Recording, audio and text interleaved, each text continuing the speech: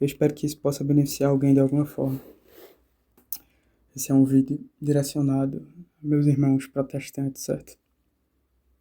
Eu sou católico e me considero praticante. Eu espero que Deus compartilhe dessa mesma visão sobre mim. Minha namorada é protestante. Ela tem um amor muito profundo pelo Cristo. Isso me toca e fortalece o meu sentimento por ela, certo? Mas eu percebo que no meio de vocês, o nosso relacionamento não tem sido bem aceito. Há quem me veja como alguém que não é verdadeiramente cristão, ou até mesmo como apóstata. E por consequência, há quem a enxergue como alguém movida por as emoções e cujas escolhas não agradam a Deus. Naturalmente, o meu primeiro impulso seria agir com bastante dureza contra essas pessoas. No entanto, eu acredito que se a gente realmente ama a Cristo, deve se esforçar para um diálogo respeitoso e fraterno, ainda que discordante. E para isso é muito importante que haja respeito mútuo. Afinal, vocês mesmos, entre si, cultivam diferenças teológicas e práticas muito gritantes, e nem por isso direcionam uns aos outros as ofensas que frequentemente são direcionadas aos fiéis da minha igreja. Dito isso, eu acho que entre nós e vocês há uma veneração. A veneração aos santos é uma diferença que, se vista superficialmente e distorcidamente, faz com que lhes pareça paganismo. Sobretudo por derivar, em certo sentido, da oração pelos mortos, que no entender de vocês é extra-bíblica. E nesse sentido, eu preciso esclarecer antes algumas coisas que a Igreja Católica não é. A primeira é de que a igreja é uma igreja de idólatras. Acho que acusar os católicos de idolatria é repetir um erro teológico antigo e grave. Nos 10 mandamentos católicos e luteranos, isso fica no primeiro mandamento, mas a partir da segunda geração de vocês isso passou para o segundo e os dois últimos ficaram aglutinados. Enfim, a lista contém os mesmos mandamentos. Mas no segundo mandamento de vocês, em Êxodo 20, proíbe-se a criação de imagens para serem adoradas. Mas não é proibido o uso de imagens em si, que vão ser, inclusive, utilizadas mais para frente no mesmo livro, ou na Bíblia de maneira geral, certo? As imagens criadas, em hebraico, se aproximam de Bezel, ou em grego, eidolon, referência a ídolos que substituem a Deus, aos quais se atribui um certo poder divino, intrínseco. Mas repare que em outros momentos, como por exemplo o Êxodo 25, Deus ordena a confecção de querubins. Em 1 Reis 6, o templo de Salomão possuía imagens de querubins, palmeiras e flores. Em João 3, Moisés ergueu uma serpente de bronze, a mão de Deus para curar o povo. Isso é uma citação a Números 21. A nossa relação com as imagens não é uma relação de adoração, mas de representação ou lembrança. Um sinal visível de alguém que já não se pode ver. Como, por exemplo, uma fotografia de alguém que está distante de você ou que já faleceu. A adoração é uma coisa muito grande e é devida somente a Deus. Em termos de história das religiões, a adoração significa sacrifício. Ela é indiscernível de sacrifício. Mas para nós, ela consiste em outras coisas além do sacrifício. Em Deuteronômio 6, fala-se da entrega total do coração a Deus.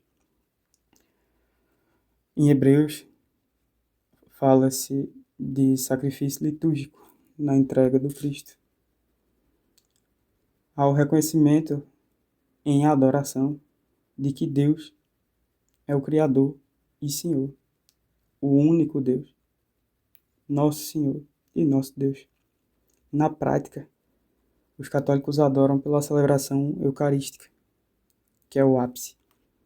O nosso culto é mais centrado na Eucaristia, que para vocês é a Santa Ceia, do que na palavra, certo?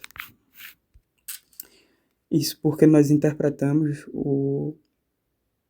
a passagem do "este é o meu corpo" de maneira bem literal. Este é.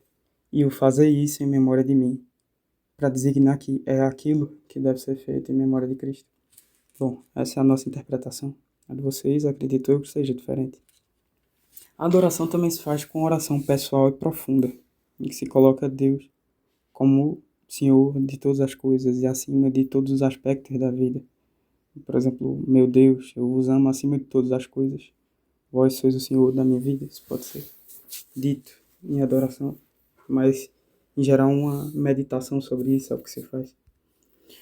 Cultos públicos, liturgia das horas e adoração ao Santíssimo Sacramento também são outras formas de latria. Adora-se Deus pelo que Ele é, onisciente, onipotente, todo-poderoso, enfim, onipresente, etc. É uma atitude interior de entrega. Tudo que é nosso é de Deus, e sem Ele não somos nada. É nisso que constitui a adoração. Já a veneração, ou dulia, que significa respeito, é a honra que se presta aos amigos de Deus, aqueles que estão na glória de Deus diante deles. Por isso é que você pode muitas vezes observar em alguma oração alguém chamar um santo de glorioso. No entanto, a glória é só de Deus, exatamente, a glória é só de Deus. Ele é glorioso por estar na glória de Deus e não por mérito próprio, certo? Não porque a glória seja intrínseca a ele. A veneração envolve respeito, envolve amor, envolve pedidos de intercessão. Mas perceba, ela nunca envolve sacrifício ou outras formas de adoração. Na hiperdulia, que é a veneração que se deve à Nossa Senhora, nós temos algumas devoções: o Rosário, a Salve Rainha, o Magníficat, as ladainhas, as lauretanas, as festas litúrgicas da Imaculada Conceição, da Assunção, a festa de Nossa Senhora Aparecida, enfim. Alguns atos de veneração. Há, por exemplo, consagração. Maria, me consagra a ti, para que vós me leveis a Jesus. Entende? Nesse sentido, toda a veneração de todos os santos é cristocêntrica, porque o exemplo dos santos nos ensina a imitar a Cristo. Certo? Meditar sobre as virtudes dos santos, muitas vezes, a desenvolver em nós as virtudes que nos são faltantes e necessárias para a visão beatífica. Nós pedimos para que nos ensinem a amar a Jesus como eles amaram.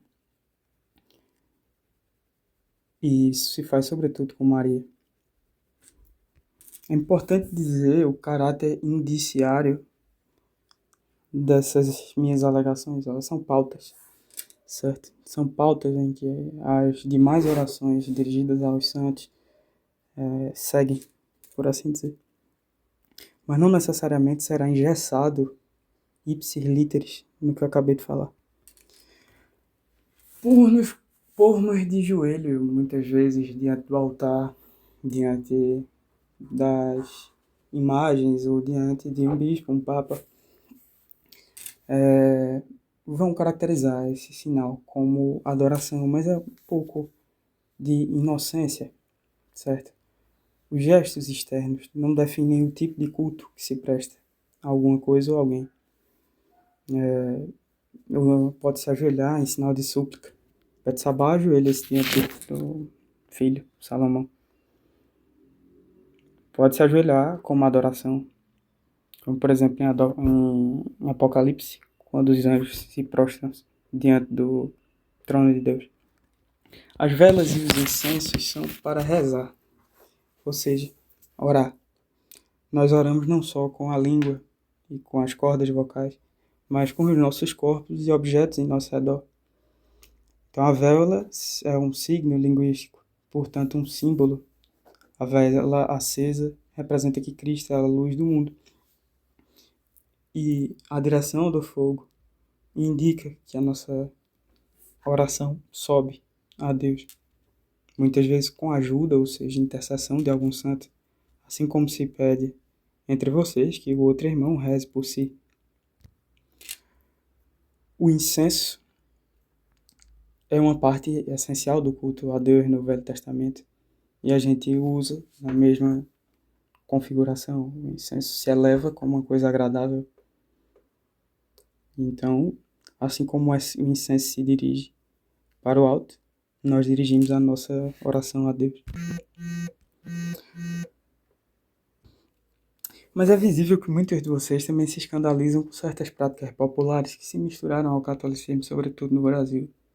Promessas feitas aos santos autônomas, como se os santos fossem entidades autônomas que por si pudessem realizar algum milagre, e não por intercessão.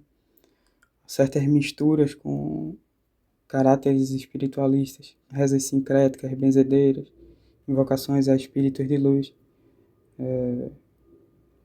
Padroeiros às vezes podem ser confundidos com protetores mágicos ao invés de intercessores em Cristo. Esses desvios culturais são muito típicos da nossa colonização. Se vocês lerem Casa Grande Senzala, vocês vão ver que nós fomos colonizados por um grande número de mestiços, de árabes, anteriormente muçulmanos, e judeus sefarditas forçados à conversão pela monarquia portuguesa. E muitas práticas dessas religiões chegaram ao Brasil e aqui se misturaram com práticas católicas, ou seja, católico incipiente, um catolicismo incipiente, pouco ortodoxo nesse sentido. Essas práticas misturam-se com as expressões xamânicas das religiões indígenas e alguns caracteres africanos trazidos pelos escravizados. Esses são desvios culturais. Nem toda mistura de culturas é má, mas digamos que na forma de adoração e no desvio do culto a Deus, sim. E isso não é o ensino da igreja, mas desvios culturais próprios a cada lugar. A igreja ensina que todo culto verdadeiro deve ser centrado em Jesus Cristo, que só Deus conhece todos os corações. A fé popular deve ser purificada com paciência e catequese, não com exclusão. A centralidade do culto católico não é a palavra ou a pregação do padre, seria equivalente ao vosso pastor, mas a ceia, ou seja, a nossa Eucaristia. Essa não é dada a todos, certo? Isso é bem sério na Bíblia. Por exemplo, em João 6 se diz: quem come da minha carne e bebe do meu sangue tem a vida eterna. Em Mateus 26 é dito: isto é o meu corpo, isto é o meu sangue. Em Coríntios, Paulo diz que quem comunga indignamente peca contra o corpo de Cristo. Portanto, a comunhão é a parte mais séria. É restrita àqueles que estão em estado de graça ou que não têm pecados sérios em sua consciência. Se essas pessoas de práticas sincréticas ou de práticas morais duvidosas consomem a Eucaristia, elas pecam e estão consumindo contra o ensinamento da igreja e contra o exemplo dos apóstolos. Nós já houve um tempo em que nós julgamos os membros pela sua ortodoxia e determinamos ou não quem deveria participar ou não da missa, quem deveria ser excluído ou não da sociedade cristã católica no momento. Fizemos isso em relação à heresia cátara e esses processos ficaram conhecidos como Inquisição. Nota-se que rapidamente esses processos foram apropriados pelo Estado, pelos Estados nacionais emergentes e as monarquias católicas serviram aos próprios interesses, com penas algumas vezes desproporcionais, mortes, por vezes até de santos. Então não deu certo excluir as pessoas. Entende-se, portanto, que a palavra de Deus é para todos. independente de sua condição moral ou de sua miserabilidade. Mas a Eucaristia é só para alguns. Dito isso, eu acho que alguns ainda vão dizer que a veneração aos santos, por ser oração pelos mortos, é extra-bíblica e, portanto, não deveria ser feita. Eu nos colocaria em anátema, certo? Engraçado pensar desse ponto de vista. Mas veja, com toda a caridade, em 2 Timóteo, capítulo 1, versículos 16 a 18, Paulo intercede por Onesíforo morto. Certo? Ele diz que o Senhor conceda misericórdia à família de Onesíforo, ou à casa de Onesíforo. Reparem bem nesse termo, a casa de Onesíforo. Porque ele muitas vezes me confortou e não se envergonhou de minhas cadeias. Ao contrário, quando chegou em Roma, me procurou solicitamente, até me encontrar. Que o Senhor lhe conceda achar misericórdia junto ao Senhor naquele dia. Repito. Que o Senhor lhe conceda achar misericórdia junto ao Senhor naquele dia. Tu sabes melhor do que eu de todos os seus vícios, de todos os serviços, desculpe, que me prestou em Éfeso. Há quem argumente que Paulo saúda seus amigos nas introduções das cartas, mas perceba que essa saudação não é uma saudação direta, que é o padrão de Paulo em muitas das suas cartas e no final da própria carta a Timóteo, da segunda carta a Timóteo. Ele sauda Prisca, Áquila e Onesíforo, e a casa de Onesíforo, no caso. Também sauda Erasto, Trófimo, enfim, sauda Lino, Prudente, Cláudia. Em outros momentos, ele vai saudar Prisca e Áquila novamente, na carta aos Romanos, no capítulo 16, fim da carta. Em Coríntios, ele vai saudar as igrejas da Ásia. Novamente, ele envia saudações de Prisca e Áquila, que àquela altura estavam com ele. E é isso. Quanto às orações dos mortos. Perceba que, para aqueles que estão vivos, Paulo despede saudações diretas. Quanto a Onesíforo, ele saúda sua família, ou seja, sua casa, e pede para que, no juízo final, ele encontre conforto junto ao Senhor. Pede para que o Senhor lhe conceda isso. Perceba que com isso eu não quero convencer-lhes de que a minha interpretação, a interpretação católica sobre esse texto está certa, mas apenas de que ela é possível. E a partir disso, obter respeito. Então, alguns ainda vão procurar no Antigo Testamento alguma sombra dessa prática, para que possa se validar sempre a Bíblia como um todo. Ora, sem os 7 deuterocanônicos que vocês não têm em sua Bíblia, a coisa poderia ficar problemática, mas não fica. Porque isso acontece durante o Antigo Testamento, no livro de Neemias. Neemias era um líder do povo de Israel que volta do exílio para reconstruir Jerusalém. Quando ele percebeu a desunião daquele momento, ele pede perdão. Ele diz: eu e toda a família de meu pai temos pecado contra Deus e pedimos perdão. Ele não pede perdão só por si, mas novamente pela família ou pela casa do pai dele. Ele pede por Jerusalém, por seus antepassados. Pede perdão pelo pecado dos mortos. E novamente, com isso eu quero dizer, não é magia, não estamos invocando fantasmas. Não acreditamos em Gasparzinho. É parte da nossa crença em Deus. E tem respaldo bíblico, de acordo com a nossa interpretação, que, concorde ou não concorde, é possível.